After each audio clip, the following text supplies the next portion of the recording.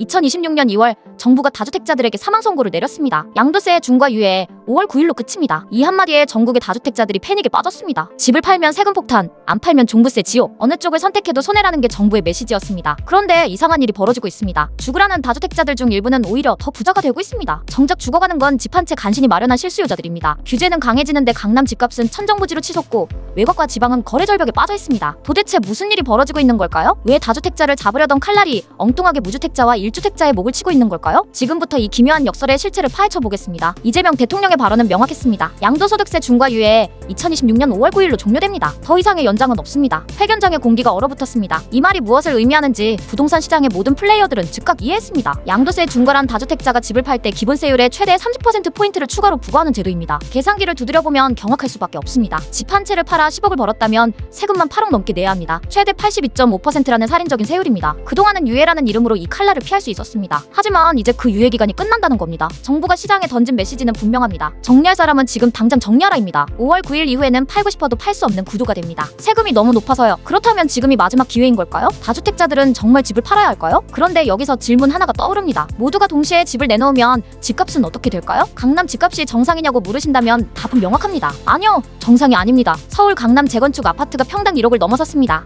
84제곱미터 기준으로 25억이 훌쩍 넘습니다. 이게 정상적인 가격일 리 없습니다. 누가 봐도 과열입니다. 하지만 동시에 이렇게도 말할 수 있습니다. 단기간에 떨어질 이유도 없습니다. 왜냐하면 수요는 여전하고 공급은 없기 때문입니다. 강남 재건축은 10년 넘게 기다려야 입주할 수 있고 신규 분양은 로또가 됐습니다. 사고 싶어도 살 물건이 없는 겁니다. 천년만년 오르진 않지만 당분간 멈출 이유도 없다. 이 문장을 기억하셔야 합니다. 버블이냐 아니냐의 논쟁은 의미가 없습니다. 중요한 건 강남 집을 사려는 사람은 줄을 서 있고 팔려는 사람은 없다는 사실입니다. 양도세의 중과 종료 선언 이후 강남 다주택자들의 선택은 간단했습니다. 팔 이유가 없다. 세금을 8억 내고 팔 바엔 그냥 갖고 있겠다는 겁니다. 어차피 오를 거니까요. 그렇다면 다른 지역은 어떨까요? 2025년 집값 많이 올랐죠? 이 질문에 절반은 고기를 끄덕이고 절반은 고기를 갸웃거립니다. 우리 집은 안 올랐는데요? 이 말 틀린 말이 아닙니다. 실제로 안 오른 집이 훨씬 많습니다. 집값이 전국적으로 오른 게 아니라 특정 지역으로 쏠린 겁니다. 양극화입니다. 오르는 곳은 미친 듯이 오르고 안 오르는 곳은 거래조차 없습니다. 서울만 봐도 명확합니다. 강남, 서초, 송파, 용산은 사상 최고가를 경신 중입니다. 반면 노원, 도봉, 강북은 여전히 5년 전 가격에 머물러 있습니다. 지방은 더 극단적입니다. 부산, 해운대, 대구, 수성구는 올랐습니다. 하지만 그 외 지역은 거래 절벽입니다. 매물은 쌓여가는데 사는 사람이 없습니다. 양도세 중과 때문에 헐값에라도 팔려고 내놓지만 사려는 사람이 없으니 가격은 더 떨어집니다. 이게 바로 2025년 부동산 시장의 진짜 모습입니다. 전국 상승이 아니라 선별적 폭등입니다. 돈은 안전한 곳으로만 몰립니다. 강남과 핵심 지역이 안전하다고 판단되면 그쪽으로만 돈이 쏠립니다. 정부의 의도는 명확했습니다. 투기를 억제하고 집값을 안정시키겠다. 그래서 만든 게 양도세 중과입니다. 다주택자들에게 세금 폭탄을 안겨서 집을 팔게 만들면 집값이 떨어질 거라고 생각했습니다. 하지만 실제로 벌어진 일은 정반대였습니다. 다주택자들은 집을 팔지 않았습니다. 아니, 정확히는 못 팔았습니다. 82.5%의 세금을 내면서까지 팔 이유가 없었기 때문입니다. 보유하면서 임대료를 받고 가격이 더 오르기를 기다리는 게 합리적 선택이었습니다. 결과는 매물 잠김입니다. 시장에 나와야 할 물량이 나오지 않습니다. 공급은 줄어드는데 가격은 오를 수밖에 없습니다. 더 아이러니한 건 똘똘한 한 채 현상입니다. 다주택자들이 변두리나 지방의 집을 정리하고 강남 한 채로 갈아탔습니다. 세금은 줄이고 자산 가치는 극대화하는 전략입니다. 이 과정에서 강남으로 돈이 더 몰렸고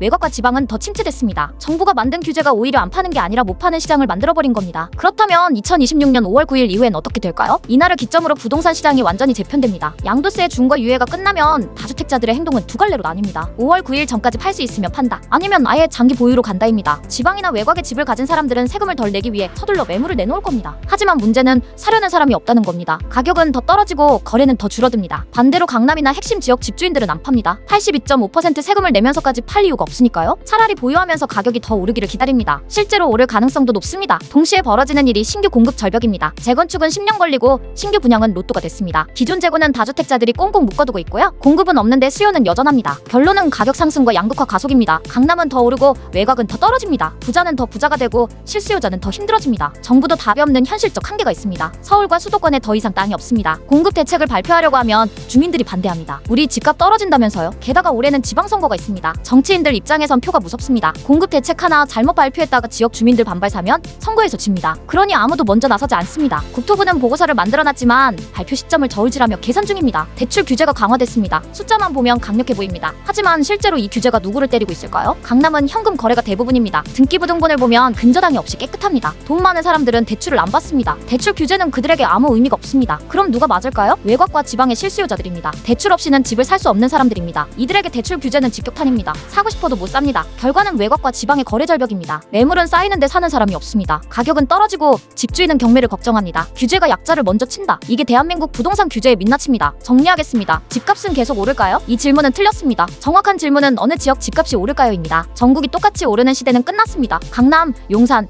해운대 같은 곳은 계속 오를 겁니다. 돈이 안전한 곳으로만 몰리니까요. 반대로 외곽과 지방은 거래 절벽이 계속될 겁니다. 내 집이 안 오르는 이유를 냉정하게 봐야 합니다. 지역이 문제인가요? 상품이 문제인가요? 오르지 않을 집을 붙들고 있으면 기회비용만 커집니다. 반대로 오를 집을 가지고 계신가요? 그렇다면 단기 변동성에 흔들리지 마세요. 양도세의 중과 종료 선언에 겁먹고 헐값에 팔 필요 없습니다. 강남 재건축을 82.5% 세금 내고 팔 이유는 전혀 없기 때문입니다. 정부 정책보다 더 중요한 건 내가 가진 집이 어디에 있느냐입니다. 규제가 아무리 바뀌어도 수요가 있는 곳은 오릅니다. 수요가 없는 곳은 떨어집니다. 이게 시장의 원리입니다. 지금 여러분이 해야 할 일은 뉴스에 일희일비하는 게 아닙니다. 내 집의 위치를 냉정하게 평가하고 거기에 맞는 전략을 세우는 겁니다. 그게 살아남는 유일한 길입니다.